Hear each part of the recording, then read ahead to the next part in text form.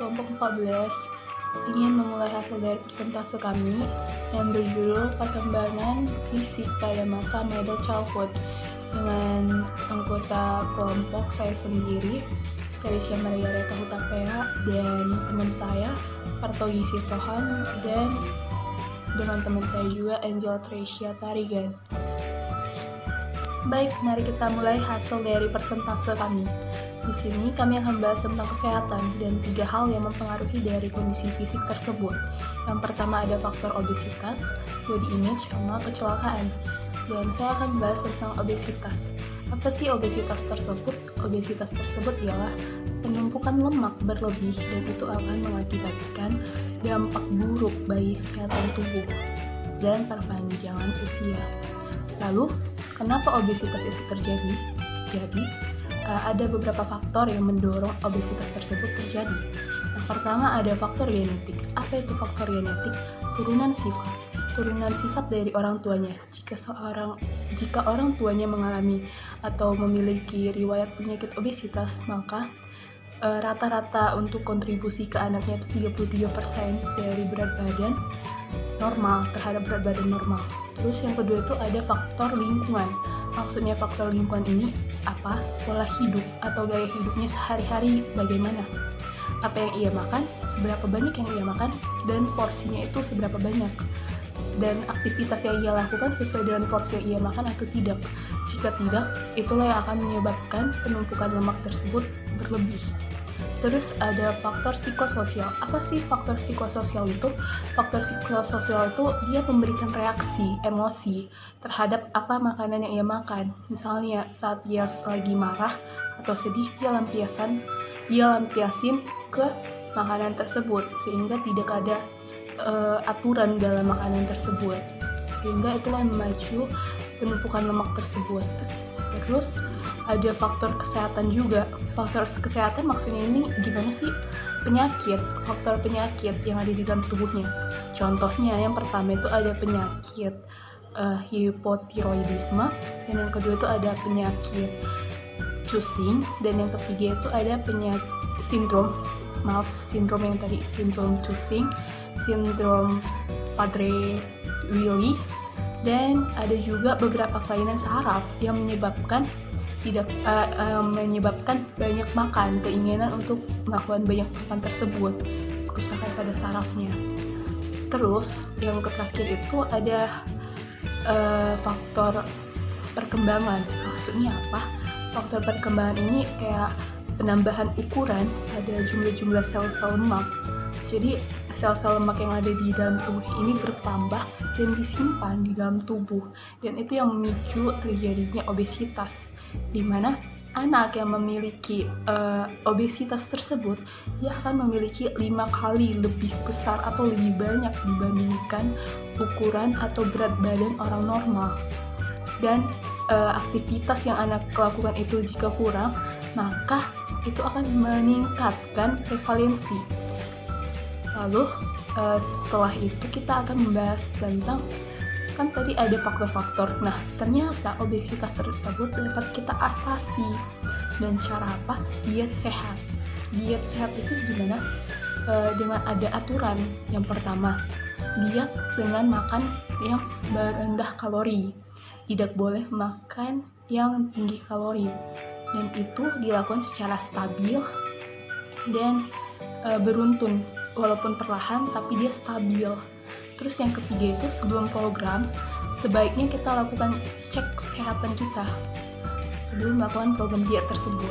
Yang keempat, itu jika udah selesai diet tersebut, kita harus pemeliharaan berat badan yang udah kita dapat dari diet tersebut. Jangan sampai karena diet udah selesai, kita kembali ke rutinitas kita yang lama, yang memicu obesitas tersebut. Baik, sampai di situ tentang obesitas, dan akan dilanjutkan materi selanjutnya oleh teman saya, Partogi Sitohang. Terima kasih. Oke teman-teman, saya Togi Sitohang. Di sini saya akan melanjutkan hasil presentasi dari teman saya Teresia. Di sini saya akan membahas tentang body image. Body image ialah gambaran mental seseorang terhadap bentuk tubuh dan ukurannya. dan bagaimana seseorang mempersepsikan dan memberikan penilaian terhadap ukuran dan bentuk tubuhnya. Dan juga bagaimana orang memberikan penilaian terhadap dirinya. Atau yang paling umum bisa juga disebut dengan konsep diri. Oke, body image juga dibagi menjadi dua, yaitu body image positif dan body image negatif. Nah, yang baiknya body image yang positif ini adalah persepsi yang benar tentang tubuh Anda, dan Anda menghargai bentuk tubuh Anda, dan Anda menyadari bahwa penampilan seseorang tidak ada yang sempurna, dan Anda menerima bentuk tubuh Anda, dan Anda merasa nyaman serta percaya diri. Nah, oke, yang kedua ini adalah body image negatif. Ini berbanding terbalik sih. Body image yang negatif ini adalah persepsi yang menyimpang dari bentuk tubuh Anda, dan Anda menganggap ini bukan bentuk tubuh Anda yang Anda inginkan. Ini efek sampingnya bisa memberikan Anda kurang percaya diri, dan Anda merasa tidak nyaman, merasa tidak nyaman, serta Anda merasa malu. Oke, faktor yang mempengaruhi perkembangan citra body ini yaitu citra body image, yaitu jenis kelamin, usia dan media massa, keluarga, dan hubungan interpersonal. Oke, kesimpulannya dari pembahasan tentang body image adalah kita semua ingin memiliki bentuk tubuh yang sehat. Namun tubuh yang sehat tidak selalu dikaitkan dengan penampilan. Meskipun begitu, penampilan memanglah hal yang harus diperhatikan. Apalagi nih buat kita nih yang remaja mau beranjak ke dewasa. Penampilan ini sangat diperlukan bagi kita agar kita dapat merasa nyaman serta percaya diri. Oleh sebab itu, kita bisa melakukan pola hidup yang sehat, menjaga makanan, serta menjaga pola tidur kita agar kita bisa meningkatkan kualitas body image kita, serta kita bisa percaya diri dan nyaman terhadap diri kita sendiri. Oke, terima kasih. Presentasi selanjutnya akan dilanjutkan oleh Angel Tarigan. Mengenai kecelakaan. Kecelakaan dapat diartikan sebagai kejadian tidak direncanakan yang dapat disebabkan oleh manusia, situasi, faktor lingkungan, atau kombinasi-kombinasi dari hal-hal yang mengganggu proses pekerjaan yang dapat menimbulkan cedera, kesakitan, kerusakan, kematian, bahkan hal-hal yang tidak diinginkan. Kecelakaan yang dapat menyebabkan kematian pada anak-anak usia di bawah 18 tahun adalah kecelakaan lalu lintas, tenggelam, dan terbakar.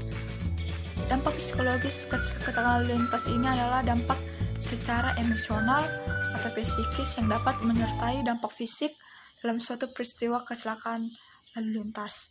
Dampak psikologis ini berupa trauma, kelemasan, depresi, dan gangguan disosiatif terhadap korban kecelakaan.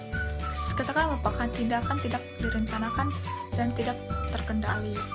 Kesimpulannya, kecelakaan memiliki arti yang luas, bukan hanya dalam suatu konteks kecelakaan lalu lintas saja, tetapi kecelakaan anak di bawah umur 18 tahun, di mana kecelakaannya seperti kecelakaan tenggelam dan terbakar. Kecelakaan ini bisa diakibatkan dari manusia, situasi, maupun faktor lingkungan. Kecelakaan bisa memberikan dampak psikis terhadap korban seperti tekanan mental, trauma, depresi, dan ketakutan. Sekianlah dan terima kasih.